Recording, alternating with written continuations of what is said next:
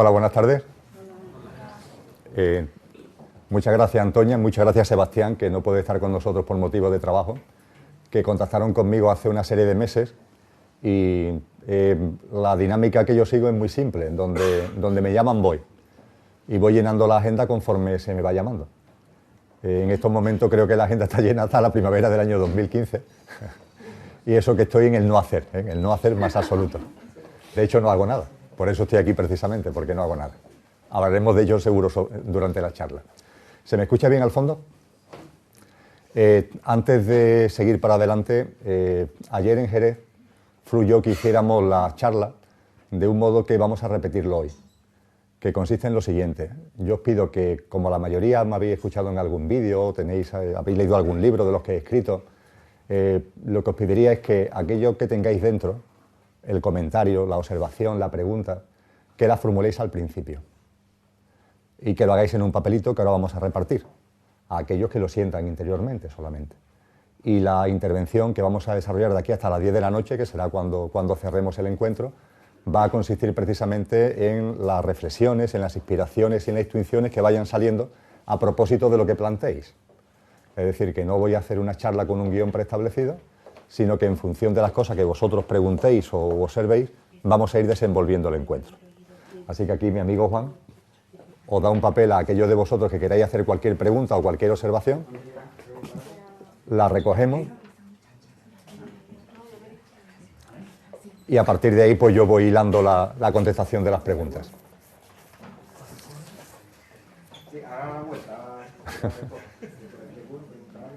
Mientras que Juan reparte los papeles y mientras que quien lo sienta realice la pregunta o la observación que considere oportuno, os comento varias cosas. En la entrada me ha comentado Antonia que hay una hucha que pone solidaridad en cuanto que se entra en la mesita de al lado. Es una costumbre que hay en este centro de que actividades como esta, que son gratuitas, pues aquellos de vosotros que sintáis apoyar la labor que se hace en el centro, pues hagáis la aportación que consideréis oportuna. Y de la misma forma también comentaros que ahí está a la venta el último libro que publiqué, que es de septiembre del año pasado, que tiene como título Dios. Y en ese sentido deciros que también, con relación a este libro, todos los ingresos que se obtienen van dirigidos a actividades benéficas. Concretamente, Javier y Laura, Javier el editor y Laura, que están ahí al fondo, tienen un proyecto en marcha que es muy bonito, que es muy bello, que es la puesta en marcha de un centro de acogida y de silencio, que también ya es escuela de dones y talentos en el Camino de Santiago. Y los ingresos que se están obteniendo por el libro van dirigidos a financiar lo que es la adquisición de la parcela y la remodelación del caserío, donde se va a poner en marcha este centro de acogida y este centro de silencio. Os agradezco muchísimo que estéis aquí. Es la primera vez que vengo a Cádiz ciudad a compartir un ratito y lo hago encantado. He estado en localidades gaditanas como Tarifa, alguna de vosotras y de vosotros me lo recordaba antes de la charla. Ayer estuve en Jerez, pero en Cádiz ciudad es la primera vez. Y la verdad es que una ciudad para mí a la que le tengo mucho cariño, no solamente por la belleza de la ciudad y la belleza de su gente, sino, no sé, aquí hay un algo en el ambiente que la verdad que hace esto un sitio muy especial. Y vamos a comenzar. Por tanto, aquellos de vosotros y de vosotras que hayáis escrito algo, pido que me lo hagáis llegar. E igualmente, durante la propia charla, podéis ir rellenando los papelitos y preguntando nuevas cosas y vamos fluyendo con toda tranquilidad.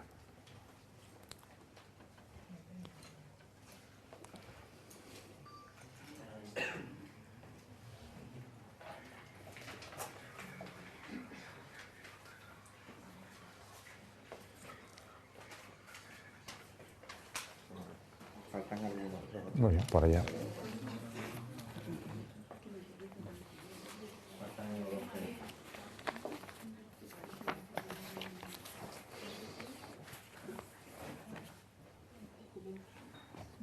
Estupendo. Muy bien, pues si os parece lo barajamos para que no haya preferencia por nadie y...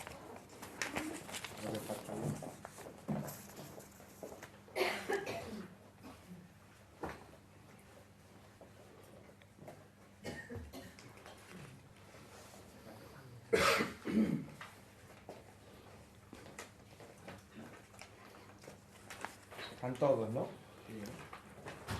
Muy bien.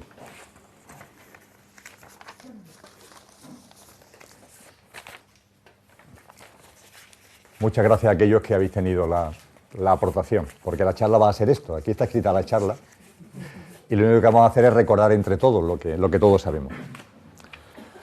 Vamos a ver. ¿Qué piensas de los programas heredados que forman parte de nuestro ADN, que definen nuestro comportamiento al igual que el color de nuestros ojos? ¿Habéis escuchado hablar de los programas heredados? Esta mañana, conversando al mediodía con Juan y con Nuria, surgió el tema de cuándo se realiza la encarnación del alma en el cuerpo humano. No me voy a extender al respecto, pero lo que mi corazón me indica es que lo que la mayoría de las corrientes espirituales antiguas han mantenido sobre la composición básica del ser humano es real. Más allá de subdivisiones, somos un cuerpo físico, mental, emocional, en fin, nuestra parte material. Igualmente hay encarnada en este cuerpo físico un alma, que es la que trasciende la vida física, la que va paseando a través de una cadena de vidas, la que va encarnando en este plano humano a través de una cadena de vidas, la que encarna fuera del plano humano, cuando antes de llegar a este plano y cuando hayamos abandonado este plano, seguirá encarnando y seguirá desarrollando experiencias, e igualmente somos espíritu, que es donde está nuestra esencia más sublime, y de hecho podemos decir, dicho muy coloquialmente, que el espíritu que es uno, que es el mismo en todos, no hay diferencia ninguna, utiliza al alma como vehículo y el alma utiliza al cuerpo como vehículo. El espíritu utiliza al alma para pasearse, permitirme la expresión también muy coloquial, por la creación, por la existencia, a través del espacio, a través del tiempo, a través de las dimensiones, a través de todos los planos, y el alma, conforme va llegando a un plano concreto, va encarnando a través de otro vehículo, que es el cuerpo en el caso del plano humano. Somos, por tanto, espíritu, cuerpo y alma. El espíritu, insisto, es uno, no hay diferencia. Ahora bien, si es verdad que en la medida en que el espíritu uno está en cada uno, puede adquirir solo una apariencia de diversidad, de individualidad, solo es una apariencia. El ejemplo más válido es que en esta sala hay un único aire. Ahora bien, cada uno lo está respirando. En la medida en que yo respiro este aire, puedo creer, cuando hago la inspiración, puedo creer que este aire es mío, el que ha entrado en mí. La realidad es que el aire no es mío, aquí hay un único aire que estamos todos respirando a la vez. Pero cuando ese aliento llega en mí, puedo tener la sensación de que ese aliento es mío. Eso es lo que en el cristianismo se llama el Espíritu Santo, que no es sino el Espíritu que es uno, pero la percepción de diversidad o de individualidad que tiene cuando está en uno en concreto, siendo uno en su globalidad. La dimensión álmica, hay un momento concreto en el que encarna en el cuerpo físico. Ese vehículo del espíritu que es el alma, aterriza, encarna, encaja con todo lo que conlleva, con todas sus experiencias, con toda la conciencia, ¡plac!, en el cuerpo físico. Eso se produce en un momento muy concreto, que además la ciencia ha empezado a percibirlo. Es en el momento casi instantáneo después de la fecundación. En el momento en el que se produce la fecundación, en el momento en el que la célula masculina y la célula femenina forman lo que creo que se denomina cigoto, dos células, la masculina y la femenina, ahí está ya la fecundación, inmediatamente empieza la multiplicación celular, automáticamente. 2, 4, 8, 16, 32, 64, así hasta que a lo largo de los meses de la gestación en el vientre materno se va gestando esta criatura que está compuesta por billones y billones de células. Pues este proceso, que es un proceso que no tiene interrupción, que es un proceso constante, sin embargo tiene una interrupción. Hay un momento concreto de esa división celular en la que la división celular se para y está interrumpida durante de 48 a 72 horas. Durante esas 48 o 72 horas es cuando se produce la descarga del alma en el cuerpo físico. Es como si fuera un programa informático que clac, se descarga en ese momento en el cuerpo físico. ¿Cuándo se produce exactamente eso? Pues cuando estamos en el número 8, es decir, cuando la división celular está en el 8, es decir, recién fecundado. Se fecunda, cigoto, 2 células, 2, 4, 8, que es rapidísimo, y ahí se para. Y durante 48 o 72 horas eso está en stand-by. Hasta que pasada ese tiempo, otra vez empieza ya 16, 32, 64, y ya no tiene interrupción hasta el momento del nacimiento. Entre esas 48 o 72 horas es cuando se produce la descarga de la dimensión álmica en el plano físico. Esa descarga es una descarga que conlleva, por ejemplo, la descarga de la memoria trascendente, es decir, la memoria de todo lo que ese alma ha vivido. El alma que está en cada uno de nosotros no es un alma que haya nacido ahora, es un alma que viene de antes. Hablando de antes y de después en los términos que aquí hablamos, en tercera dimensión de tiempo, que probablemente, como nos dice la ciencia, no exista. Pero aquí nosotros tenemos esa percepción de tiempo, tenemos esa percepción de linealidad y no somos capaces mentalmente de percibir lo que es la instantaneidad, la no existencia del tiempo. Hablando, por tanto, en términos tridimensionales, el alma ha vivido experiencias, esas experiencias las trae consigo y esa es la memoria trascendente. Por ejemplo, ahí está en esa memoria trascendente las experiencias vividas en las vidas físicas previas, en las vidas físicas que hemos tenido en el plano humano antes. Pero también está la memoria trascendente de lo vivido en otros planos. Ahí está todo. Y esa memoria trascendente se descarga en el cuerpo físico durante esas 48 o 72 horas fundamentalmente. Y eso además tiene un impacto en nuestro ADN. El ADN tiene un componente, vamos a decirle, básico.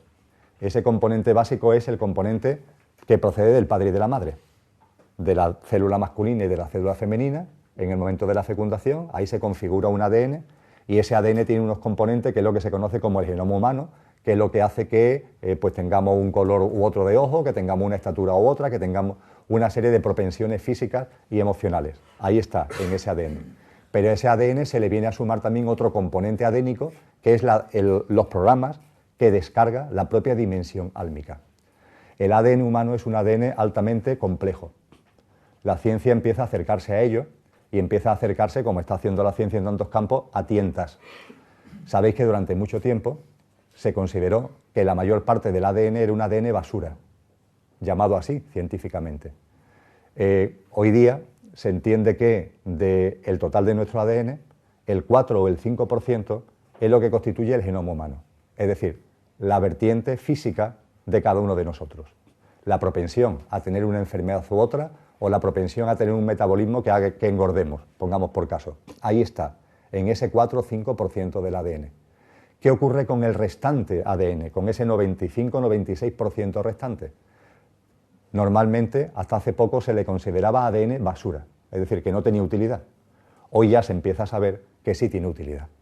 Pero claro, los componentes de ese ADN son difíciles de aceptar para la ciencia, porque aceptarlo significaría empezar científicamente ya a entender, a comprender y a divulgar que somos mucho más que materia y que hay, por ejemplo, una dimensión álmica, que en ese ADN, precisamente, en ese 95-96% de ADN, está esa información que álmicamente está descargada. Pero es más, es que ahí también está la información del Espíritu. El Espíritu Divino que todos somos, ese Espíritu Santo de los que no hablan los cristianos, está también impreso en nuestro ADN. También tiene una presencia en el ADN.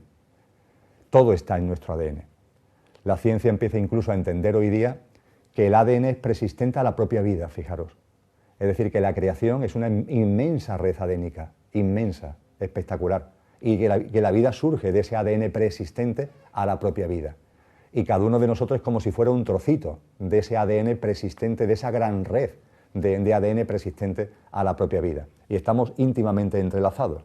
Es como si fuéramos cuerdas dentro de unas cuerdas mayores y todos a su vez somos el todo y la parte, porque todo es suma de partes y todo forma parte a su vez de una suma superior.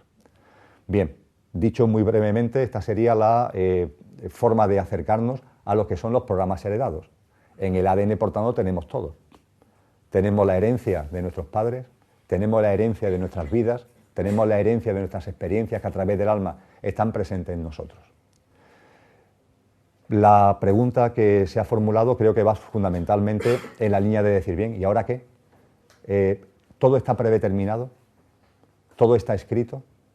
¿Esos programas son tan potentes, esos programas heredados son tan potentes que hacen que ya nuestra vida esté condicionada por todo lo que arrastramos del ADN físico o del ADN álmico o del ADN espiritual?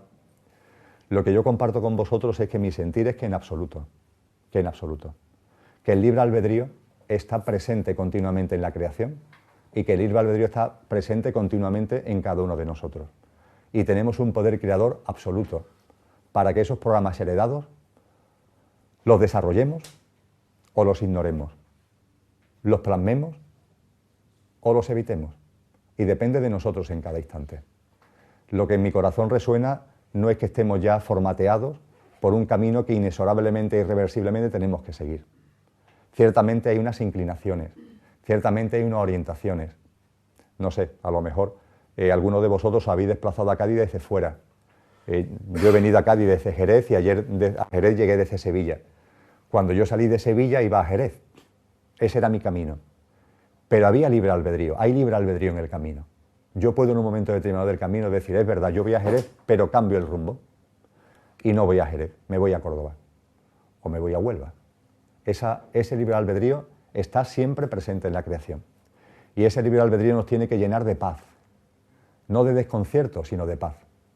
Nos tiene que llenar de paz en el entendimiento, repito, de nuestra capacidad creadora. En el entendimiento que la vida la hacemos nosotros de instante en instante. Que no hay nada que realmente nos condicione. Que es verdad que puede haber unas inclinaciones, que es verdad que puede haber unas orientaciones, pero lo único cierto es que de instante en instante cada uno hace su vida. Lo que corrientes milenarias tan antiguas como el Ho Oponopono nos han enseñado es radicalmente cierto. La vida es responsabilidad de cada uno al 100%. No hay nada en vuestra vida y en la mía que no sea responsabilidad de cada uno de nosotros. Pero nada es nada. No hay nada que suceda, ni que deje de suceder, que no sea precisamente nuestra creación, que no sea algo generado, creado, conformado y configurado por nosotros mismos. Y a lo largo de las charlas seguro que vamos a hablar mucho acerca de determinados condicionantes y autolimitaciones que pesan mucho en la vida humana actual. Conceptos como el error, conceptos como la culpa, conceptos como el karma, conceptos como el pecado, que tienen mucho que ver con el entendimiento mental y en la conciencia que ahora estamos saliendo, que es una conciencia egocéntrica en la que hemos estado instalados. Ahora empezamos ya a vivenciar como humanidad en su globalidad y como seres humanos en concreto, cada uno de nosotros, empezamos a vivir una conciencia distinta. A esa conciencia se le empieza a llamar conciencia de unidad. Da igual el nombre, es una conciencia distinta, que tiene más perspectiva, que no nos concibe egocéntricamente, que no nos concibe como algo separado y aislado de los demás, sino que nos lleva a entender que estamos en íntima conexión con la Madre Tierra, que la humanidad de hecho es una misma red en la que estamos todos interconectados, que nos ayuda igualmente esa conciencia de unidad a empezar a percibir la dimensión divinal que todos tenemos. Esa nueva conciencia de unidad evolutivamente está dejando atrás a la conciencia egocéntrica en la que durante mucho tiempo, y todo tiene su porqué y su para qué, y con mucho amor hay que decirle adiós a esa conciencia, y se lo estamos diciendo, pero ha tenido su papel. El yo individual ha tenido su papel, hasta que en lugar de convertirse en un factor de impulso, se ha convertido en un obstáculo. ¿Qué es lo que nos está ocurriendo hoy a la humanidad y lo que nos está ocurriendo a los que estamos en esta sala? Que ese yo, esa conciencia, insisto, egoica, ha servido, no ha sido muy útil durante mucho tiempo, pero ha llegado un momento en el que en nuestra expansión conciencial, lo que ha sido un factor de impulso, hoy es un factor de rémora, y estamos ya sintiendo cosas distintas. Pues bien, mientras que hemos estado instalados en la conciencia egocéntrica, el pecado, el error, la culpa, las autolimitaciones y los condicionamientos de los programas heredados han tenido un valor fundamental. Y esos programas heredados los hemos asumido como si fueran irreversibles. Ahora, sin embargo, empezamos a darnos cuenta de nuestra capacidad creadora. Nos empezamos a dar cuenta, lo hablaremos seguro durante la charla, de que no existe el error, de que no existe la culpa, de que el célebre karma, que no es otra cosa que las consecuencias que en tu vida actual tiene lo que has hecho en vidas anteriores, es tan simple de entender como que nuestra vida física actual, la vuestra y la mía, son días sucesivos. Hoy es viernes, ayer fue jueves, mañana es sábado. Pues bien, lo que hagáis mañana estará en íntima conexión con lo que habéis hecho hoy, con lo que hicisteis ayer, con lo que hicisteis antes de ayer, con lo que hicisteis hace una semana, con lo que hicisteis hace un año, con lo que hicisteis hace 10 años. Hay una concadenación, ¿verdad? Nadie en su sano juicio puede pensar que mañana cuando se despierte sábado va a nacer sin ningún tipo de conexión con lo que fue ayer viernes, con lo que fue la semana pasada, el mes anterior o el año anterior. En nuestra vida física actual sucede lo mismo. Está interrelacionada con todo lo que han sido nuestras experiencias en las vidas físicas anteriores, en las encarnaciones del alma desplegadas en las vidas físicas anteriores. Y a lo que venimos, lo que traemos con nosotros de esas vidas físicas anteriores, lo que estamos, entre comillas, arrastrando, es a lo que se conoce como karma. Pues bien, el momento evolutivo es tan bello, el momento evolutivo en el que estamos es tan bello, que incluso a ese karma estamos en condiciones de decirle, ya está. Hoy día podemos disolver el karma. Hoy día podemos empezar radicalmente una nueva vida. La transición de conciencia en la que estamos permite que detrás mía haya una pizarra, imaginároslo por favor, donde está todo mi karma desplegado en los miles de años que llevo encarnando en este plano humano. Ahí está todo el karma. Pues bien, yo en mi capacidad creadora estoy en condiciones de borrarlo. Y he decidido borrarlo, yo personalmente he decidido borrarlo. Se acabó, se acabó. Una nueva conciencia, una nueva vida, una nueva forma de andar por el mundo, nuevas pautas, nuevos paradigmas, con mucho amor a todo lo que han sido las experiencias anteriores, con mucho amor a lo que ha servido el karma, a lo que ha servido el concepto de culpa, a lo que ha servido todo eso, pero se ha acabado. Y todos estamos en absoluta condición de decirlo igualmente y de hacerlo, de llevarlo a la práctica. Se acabó. No os consideréis condicionados por nada. No aceptéis ningún tipo de autolimitación mental porque es una pura ficción. Nos empezamos a dar cuenta de eso. Nos empezamos a dar cuenta de que nosotros mismos nos hemos aprisionado en nuestra vida en unos barrotes que son puramente ficticios. Y esos barrotes estamos en condiciones de disolverlos con nuestra voluntad, de disolverlos desde el corazón y de vivir con toda libertad. Hoy día es el momento de la libertad. Y no es que lo diga yo, ni que lo diga ningún profeta, es algo puramente derivado de nuestra evolución. También hablaremos de ello, de la evolución, durante la charla. Pero no me enrollo más. Los programas heredados están ahí. Están ahí los programas heredados desde el punto de vista físico-genético, desde el punto de vista genético-álmico, ahí está todo en nosotros. Pero nosotros tenemos la capacidad más que suficiente como para decir, vale, están ahí, pero yo mi vida la oriento y la creo de instante en instante conforme mi corazón me indica. Esa es la gran libertad que nos da el libre albedrío y la evolución conciencial en la que estamos.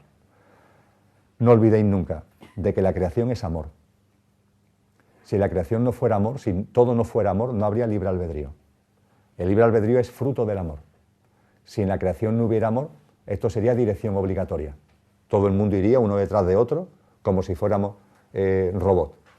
La maravilla es que la creación es amor y por eso precisamente existe el libre albedrío. E igualmente lo recordaba ayer en la charla de Jerez a propósito de una película reciente que ha tenido mucho éxito comercial, El ala de las nubes, de que es muy importante darse cuenta de que la unicidad, que es lo que somos, una vida, una conciencia, una experiencia, la unicidad, que es realmente lo que somos, no es uniformidad. La unicidad no es uniformidad. La unicidad, maravillosamente, por el amor precisamente, es diversidad. La humanidad es unicidad, pero es diversidad. La humanidad en su unicidad no es uniformidad, es diversidad. Y esa diversidad, que es la pauta del cosmos y de la creación, se debe al amor.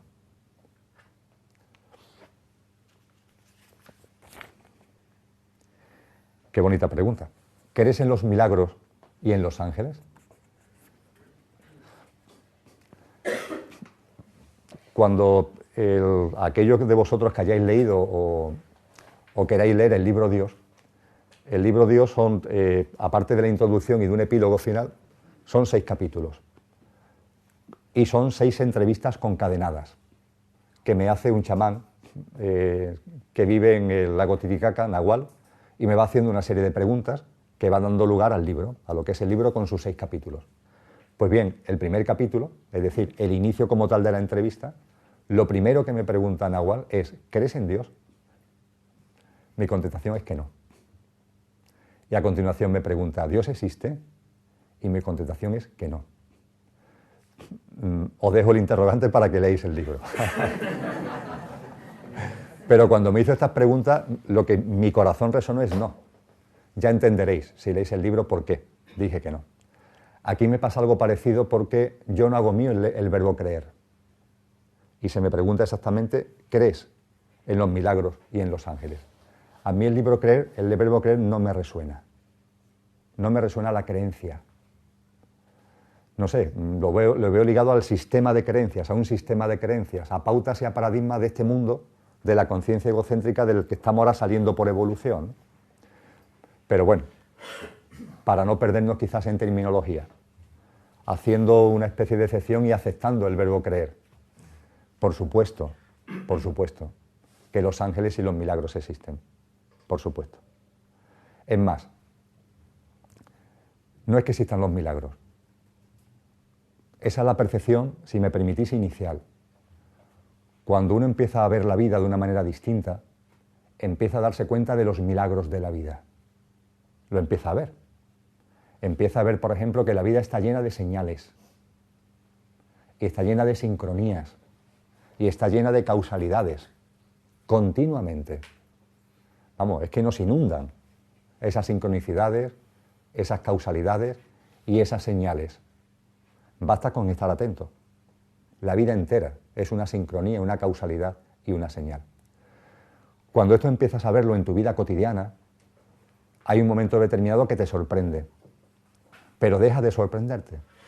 Siendo tan espectacular, hay un momento determinado que deja hasta de sorprenderte y te empiezas a habituar a la sincronía, a las causalidades, a las señales que van apareciendo que confirman lo que tu corazón está sintiendo y quiere desplegar, y te vas acostumbrando. Y hay un momento determinado en el que por fin percibes de que no es que haya milagros, sino que la vida es el milagro. La vida es el milagro. No es que haya milagros aislados, no es que haya milagros que se producen de vez en cuando, no, no. Es que la vida entera, en toda su integridad, completamente, es un milagro. Y lo que el corazón te indica en ese momento mágico es que en la vida se puede confiar plenamente, radicalmente, que es, por cierto, lo que nos cuesta mucho trabajo, porque venimos estando instalados en la conciencia egocéntrica. Y la conciencia egocéntrica se basa en la separación, se basa en la división, se basa en el tú y el yo, y pone siempre frontera, pone siempre barrera. Y claro, con tantas separaciones, divisiones, frontera y barrera, la vida no la vemos como es, no la inventamos. Y terminamos teniendo miedo a la propia vida. Y no confiamos en ella. Todas las corrientes espirituales siempre nos han llamado a todo lo contrario, a confiar plenamente en la vida. Quizás en la corriente espiritual más cercana a los que estáis aquí, volviendo a hablar del cristianismo, recordad las palabras de Jesús acerca de los lirios del campo, acerca de las aves del cielo, a la confianza absoluta con la que se puede vivir. Pues bien, esa confianza no es algo voluntarista, es la realidad. La vida puede ser vivida y merece ser vivida con absoluta confianza en ella. Y confiar absolutamente en la vida significa comprender que todo lo que acontece, todo sin excepción, tiene su porqué y su para qué en clave de nuestro proceso conciencial y evolutivo. Todo lo que acontece en vuestra vida, todo lo que sucede en mi vida, tiene su porqué y su para qué en clave de nuestro desarrollo conciencial y evolutivo. Nada escapa a esa regla. Por disparatado que le pueda parecer a nuestra mente, este suceso, este hecho, Emilio, por favor, ¿esto cómo me va a estar a mí impulsando en mi proceso conciencial evolutivo? Pues sí. Si no, no sucedería de hecho. Las experiencias que vivimos las estamos creando nosotros para impulsarnos en nuestro proceso conciencial y evolutivo. La vida es el milagro y merece la pena confiar en ella. Y los ángeles existen, claro que existen los ángeles. En la conciencia egocéntrica a veces nos instalamos en un sentimiento de desamparo. No hablo de soledad, hablo de algo que es distinto a la soledad, que es el desamparo. Porque se puede vivir en soledad, pero no en desamparo, son cosas distintas. La soledad, de hecho, puede ser gozada. La soledad es un estado de conciencia y una forma de vivir la vida y puede ser gozada. Se puede vivir, entre comillas, solo y gozar mucho la vida. Cosa distinta a la sensación de desamparo, que incluso se puede dar no viviendo solo. Esa sensación de desamparo, insisto, deviene de una forma de concebir la vida basada en el egocentrismo, en la separación, en la división, el vernos como aislados, como separados de todo lo que existe. Cuando nuestra conciencia va evolucionando, empezamos a percibir la red, la unidad, la ligazón, y empezamos igualmente a percibir el acompañamiento de nuestros congéneres, el acompañamiento que nos hacemos todos, que todos vamos en el mismo barco y vamos avanzando conciencialmente al unísono, cada uno en su proceso, cada uno en su ritmo, ni mejor ni peor, cada uno el suyo. Pero igualmente se empieza a percibir la compañía de eso que llamamos ángeles. ¿Qué son los ángeles? Pues una parte importante somos nosotros mismos. Cuando hablamos anteriormente del alma, es cierto que el alma que está en cada uno de nosotros en estos momentos está encarnada en lo que la ciencia llama tercera dimensión. Pero no olvidar nunca de que esa dimensión álmica, para estar encarnada en tercera dimensión, antes, hablando en terminología tridimensional, antes tiene que estar encarnada en todas las dimensiones previas. El ejemplo que me gusta poner: imaginaros que esto en lugar de un reloj es una linterna, y yo enfoco a Antonia, que está sentada al fondo de la sala, y la luz de esta linterna le da en el tercer ojo a Antonia. Es evidente que desde la fuente, desde la linterna, si la luz llega hasta Antonia, significa que no hay interrupción, es decir, que no hay nadie por medio, ningún objeto que impida que la luz llegue hasta Antonia, ¿verdad? Si hubiera algún objeto intermedio, una cabeza, una mano, cualquier cosa, ya la luz no llegaría a Antonia. Si la luz llega a Antonia, significa que desde la fuente hasta Antonia no hay interrupción, hay una luz constante, hay un rayo de luz constante. Pues bien, para que el alma esté en tercera dimensión, ese alma está también en cuarta, y está en quinta, y está en sexta, y está en séptima, y en octava, y en novena, y en todos los números que le queráis dar. Según la teoría de cuerda puede haber hasta 56, ¿qué más da, no? ¿Qué más da? Pero nuestra dimensión álmica no solamente está encarnada en tercera dimensión, está encarnada en todas las dimensiones de la creación. Para estar en tercera tiene que estar forzosamente en cuarta, porque si no, no llegaría a la tercera, y forzosamente en quinta, porque si no, no llegaría a la cuarta, y forzosamente en sexta, porque si no, no llegaría a la quinta. Estamos álmicamente también, no solamente en espíritu, sino álmicamente también, absolutamente conectados con la fuente. Y esa luz, por cada nueva dimensión que va pasando, las dimensiones son como si tiráramos una piedra al agua, los círculos concéntricos, pues por cada círculo concéntrico que va pasando, ese alma va encarnando, en función de las modalidades de vida y de existencia que haya en esa dimensión. Y hay dimensiones concretas donde las formas de vida son angelicales. No tienen la densidad que nosotros tenemos en nuestro cuerpo físico, son formas de vida más sutiles. Pues bien, en muchos casos, lo que llamamos ángeles no es sino nuestra propia alma encarnada en esas dimensiones, en cuerpos más sutiles, que están en permanente conexión con nosotros. Porque si a nosotros nos cuesta trabajo creer eso, que somos ángeles, al yo, al vosotros, que somos ángeles, no tienen ninguna duda que estamos en tercera dimensión. Es decir, desde la tercera dimensión nos cuesta trabajo darnos cuenta de que estamos en cuarta, y en quinta y en sexta. Pero desde la sexta dimensión no hay ningún tipo de duda de que estamos en tercera. Con lo que desde aquí nos cuesta trabajo conectar con allí. Pero desde allí no hay ningún tipo de problema con conectar con aquí. El problema es que nosotros tenemos las antenas cerradas. Nos cuesta trabajo abrirnos a ese milagro, a esa maravilla de la interconexión absoluta. Y en muchos casos, por tanto, los ángeles somos nosotros mismos en nuestra multidimensionalidad. En muchos casos, nuestros guías, que muchos de vosotros a lo mejor presentís o sentís, somos nosotros mismos en nuestra multidimensionalidad. Y aparte de eso, hay formas de vida en otras dimensiones que son formas de vida angelicales, hermanos de luz, que están en conexión y están en contacto con nosotros. Esto todo es pura compañía. Estamos absolutamente acompañados. Y por supuesto, por tanto, que los ángeles están aquí. Siendo nosotros mismos o siendo otros, pero están aquí, están con nosotros, nos acompañan, nos apoyan, nos impulsan, nos dan cariño, nos dan energía. Y es una bendición. Para darse cuenta es tan sencillo como abrir el corazón e irse quitando tantas trabas mentales.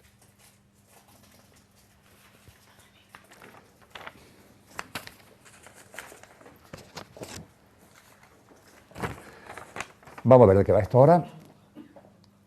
¿Qué hacer cuando me asalta la duda?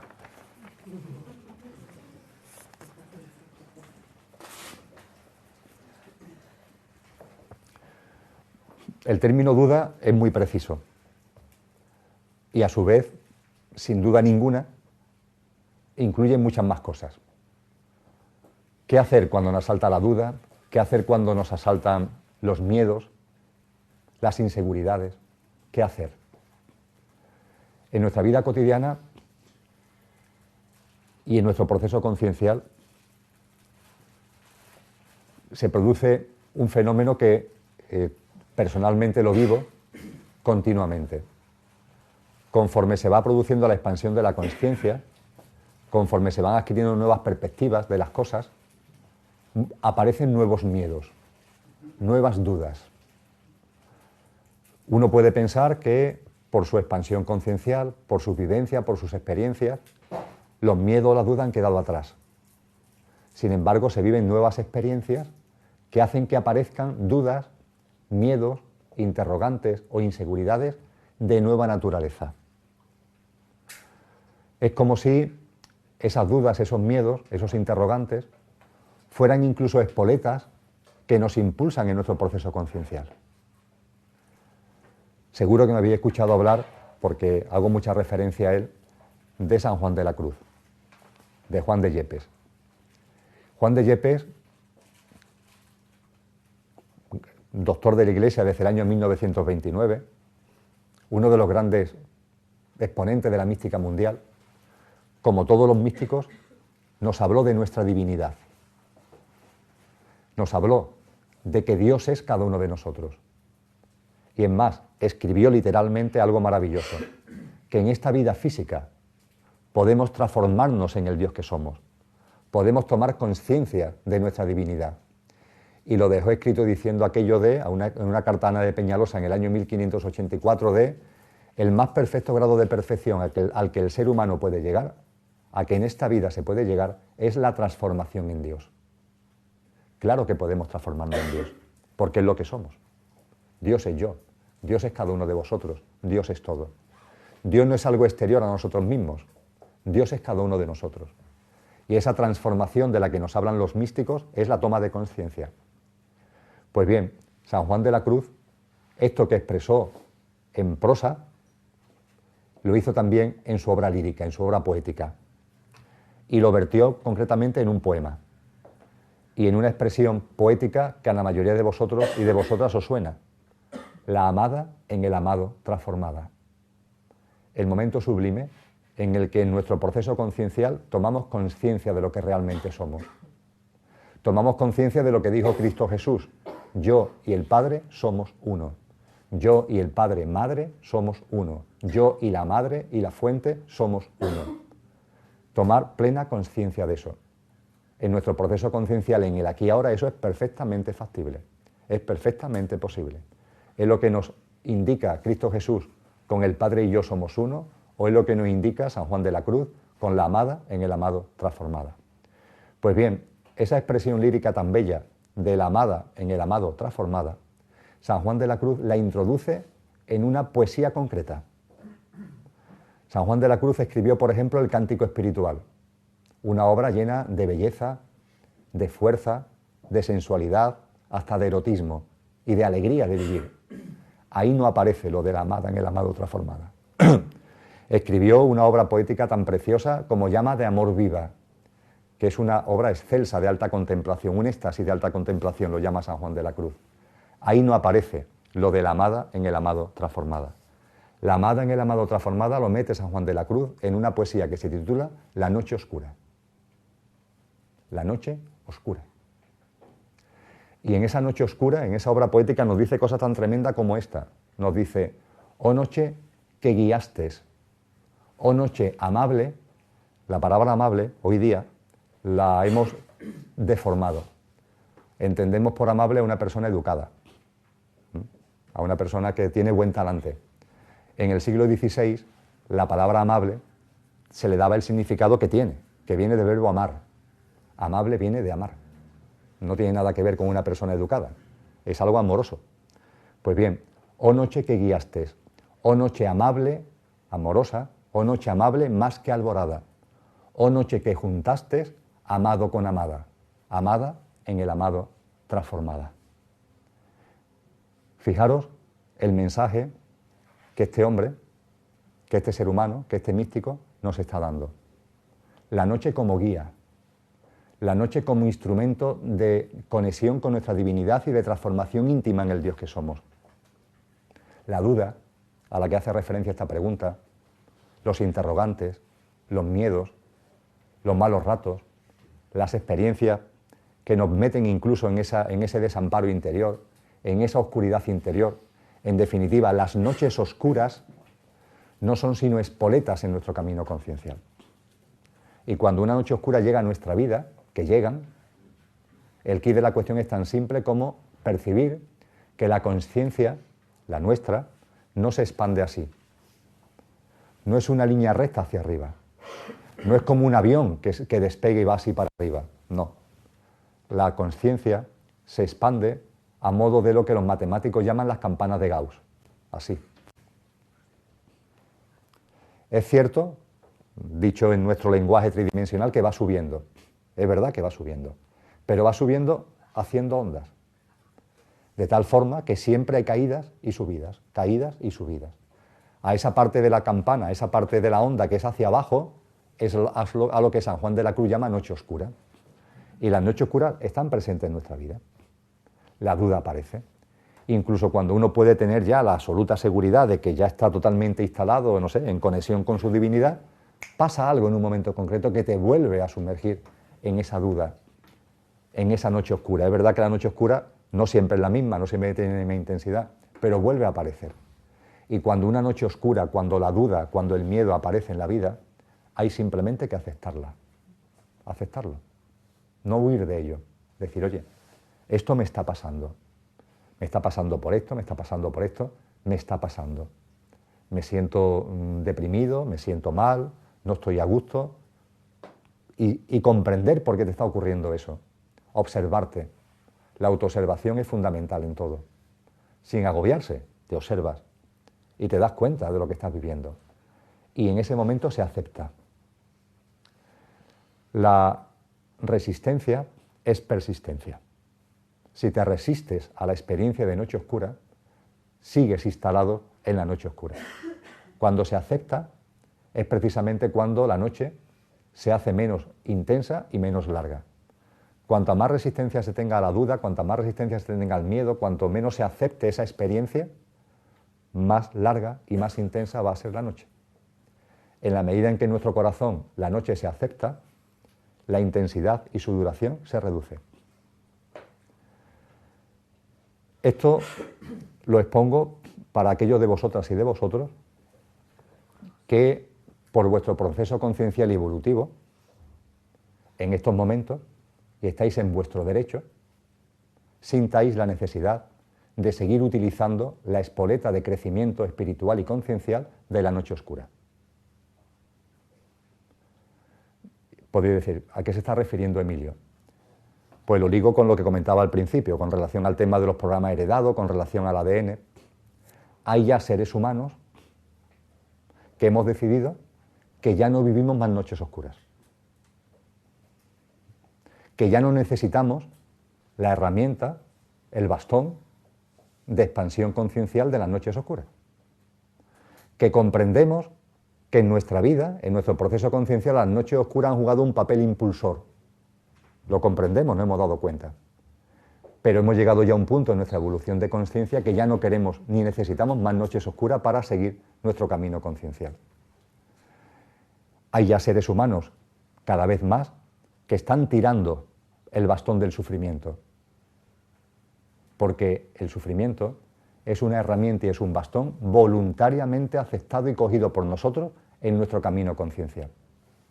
El sufrimiento no llega a nuestra vida por casualidad. El sufrimiento ha sido un mecanismo, una herramienta para avanzar en nuestro proceso conciencial y evolutivo. Y hay un momento concreto en nuestro proceso conciencial y evolutivo en el que podemos legítimamente decir, hasta aquí hemos llegado. Ya he avanzado con el sufrimiento todo lo que tenía que avanzar. Ahora en mi proceso conciencial tiro el bastón del sufrimiento y lo voy a sustituir por el bastón del gozo. Por tanto, a aquellos de vosotros que por los motivos que sean en libre albedrío, aquí no hay ni más listo ni más tonto, esto es un proceso, vamos todos de hecho en el mismo barco porque esto todo es uno y no hay ni mejores ni peores, ni procesos concienciales inferiores ni superiores. A aquellos de vosotros y de vosotras que todavía quiera seguir utilizando la noche oscura, el sufrimiento, la duda, el dolor, la tristeza, el miedo como bastón evolutivo, que lo siga haciendo, comprendiendo precisamente el papel que juega ese instrumento, esa herramienta, el papel que juega la noche oscura en vuestra expansión conciencial. Aceptar esa noche oscura reducirá su intensidad, reducirá su duración. Pero no puedo, ni mucho menos, dejar de compartir también lo otro, que también a lo mejor estáis ya en un punto en vuestro proceso evolutivo que ya no queréis sufrir más. que ya no queréis seguir utilizando el bastón del sufrimiento, de la tristeza, del dolor, que queréis sustituir esa herramienta y ese bastón por el bastón del gozo, que es otro bastón, por cierto, es otra herramienta en nuestro camino conciencial. Pero claro, no tiene las mismas características ni las mismas implicaciones el bastón del sufrimiento que el bastón del gozo. Posiblemente en nuestro proceso conciencial y evolutivo llegará un momento en el que no tengamos bastones de ningún tipo, ni de sufrimiento, ni de gozo, ni de nada, y avancemos libres ya sin necesidad de ningún tipo de bastón. Pero hay una transición en el momento actual de la humanidad que conlleva el paso de la conciencia egocéntrica a la conciencia de unidad, que se materializa en nuestras vidas porque muchos seres humanos, insisto, están tirando ya el bastón del sufrimiento, porque ha dejado de ser una herramienta útil en nuestro avance conciencial y lo están sustituyendo por el bastón del gozo. Me lo habría escuchado también en alguna ocasión, porque es muy bello. A propósito del bastón del sufrimiento, a propósito del hecho sublime de que el sufrimiento es una opción elegida desde el corazón para avanzar conciencialmente. Fijaros, una opción elegida desde el corazón para avanzar conciencialmente. Y me gusta traer a colación una hermosa canción, cuando hablo de esto, me la habría escuchado hablar de ella, que está compuesta por un cantautor cubano en el año 1969. Me refiero a un miembro de la nueva trova cubana llamado Silvio Rodríguez.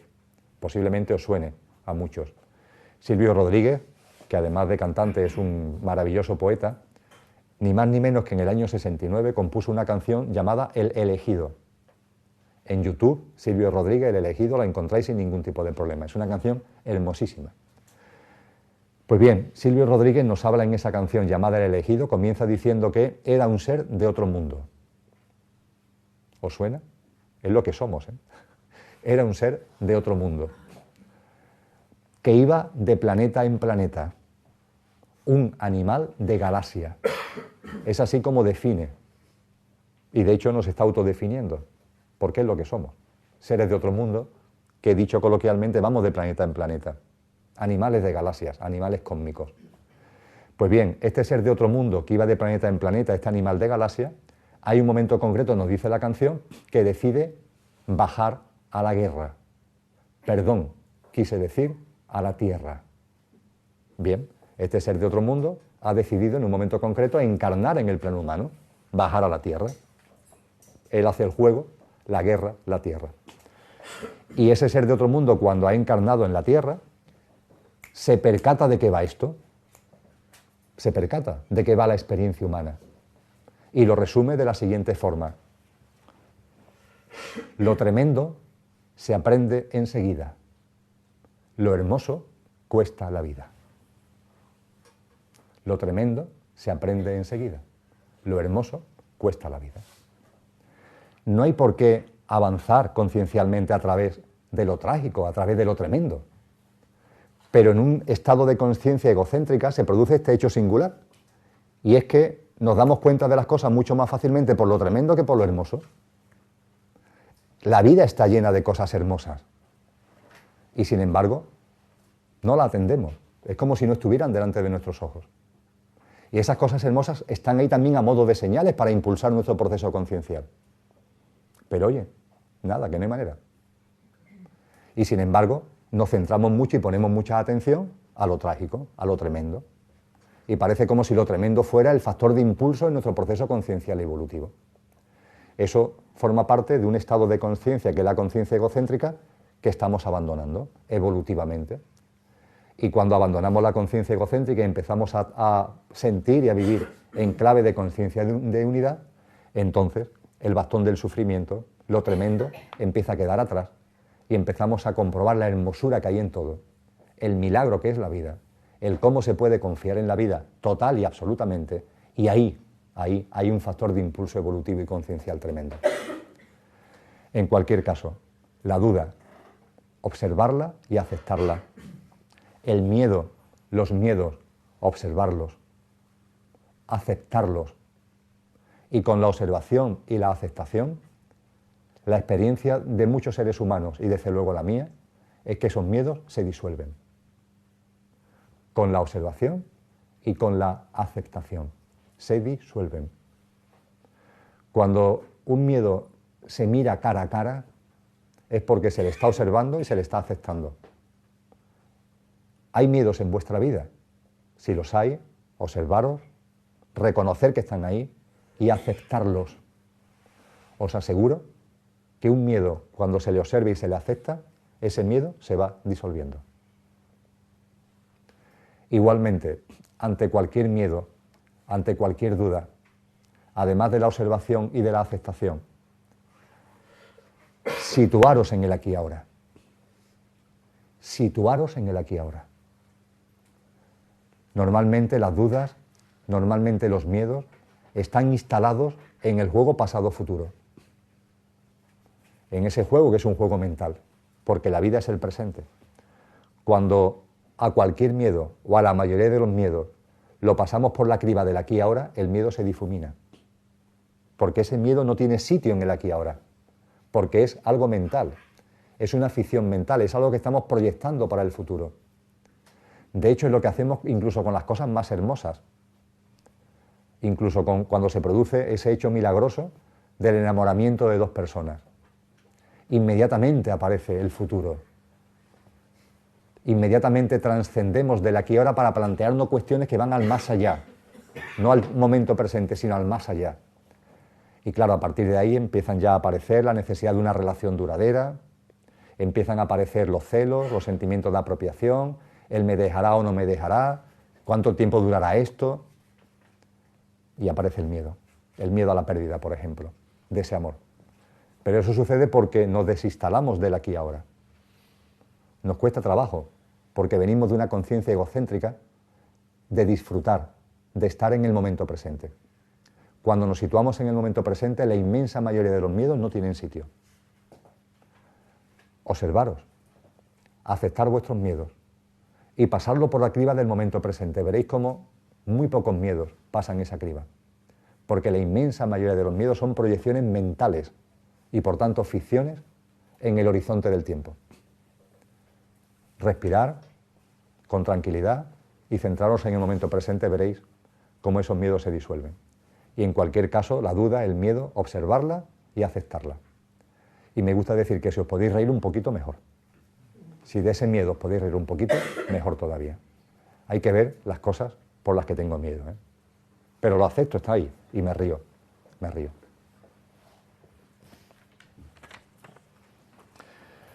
¿Por qué cuesta tanto comprender a los demás?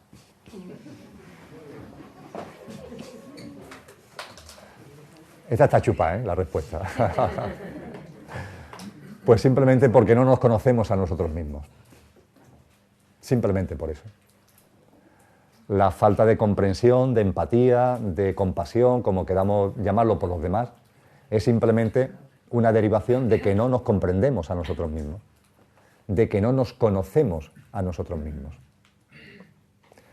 ¿Habéis pensado alguna vez que los demás no son sino vuestras proyecciones? Es un tema mentalmente complejo.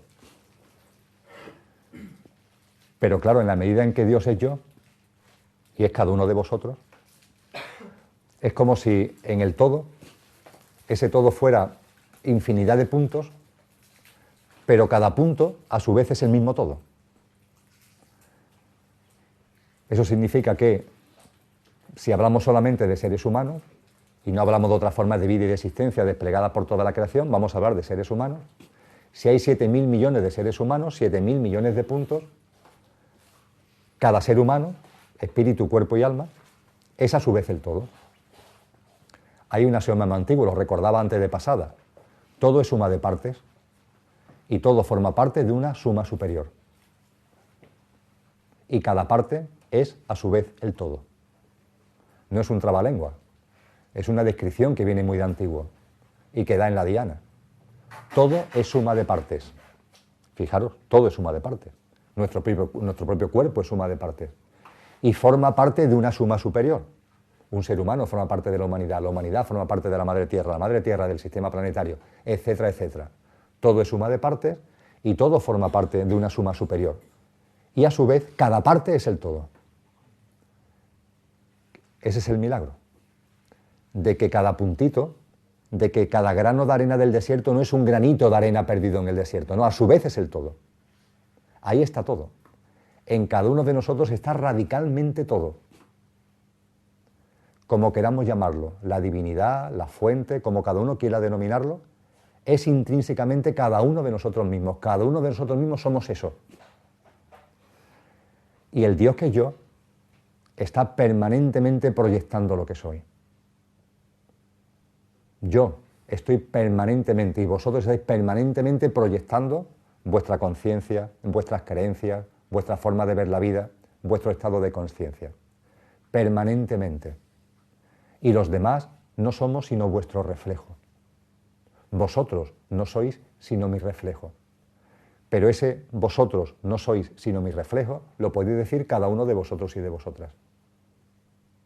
Me estáis mirando a mí, yo soy vuestro reflejo. Yo os miro a vosotros, vosotros sois mis reflejos. Es un juego de proyecciones. Hay quien lo llama proyecciones cuánticas o proyecciones holográficas. Es lo que hace que esto finalmente sea una matriz, que lo que es una matriz holográfica, como nos dice ya la ciencia. Cada uno está generando su propio holograma. Cada uno genera su realidad, genera su holograma. Y finalmente esta matriz es una conexión de los hologramas que entre todos estamos generando que interactúan entre sí. Gerard Tehor, Premio Nobel de Física, 1999. No es que lo diga un científico desconocido, esto lo ha escrito un Premio Nobel de Física, que es uno de los grandes impulsores de la denominada teoría del principio holográfico, que ha comprendido que todo es un holograma y que esto es una matriz holográfica. No por casualidad, el Premio Nobel de Física en 1999 se le da al impulsor de la teoría del principio holográfico, que concibe todo como una matriz, y 1999 es el mismo año en el que los hermanos Wolkowitz llevan a cabo la película Matrix. No hay casualidad. No se conocen entre ellos, pero la humanidad avanza como una. Y lo que hay personas que plasman cinematográficamente, hay otros seres humanos que lo plasman científicamente. Y curiosamente la película Matrix nos dice lo mismo que la teoría del principio holográfico. Y no se conocieron entre ellos. Se han conocido después, por cierto, y cuentan que en una cena se rieron mucho.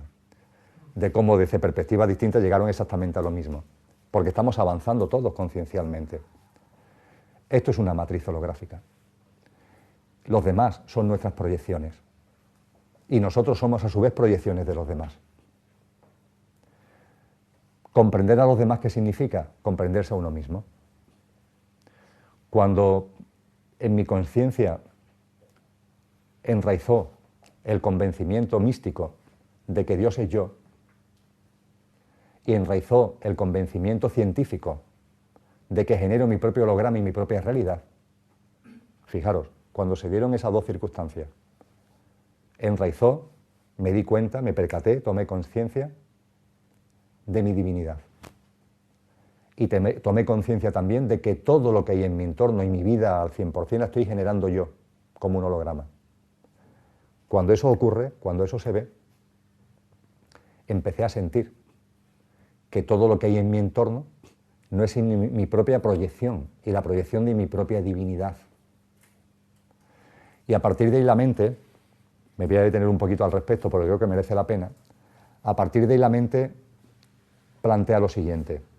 Vamos a ver, si Dios es yo, es decir, conciencia de mi divinidad, y todo lo que hay en mi entorno lo estoy creando yo, y es mi propia proyección, ¿cómo es posible que en mi entorno y en la vida que yo estoy creando haya tantas barbaridades?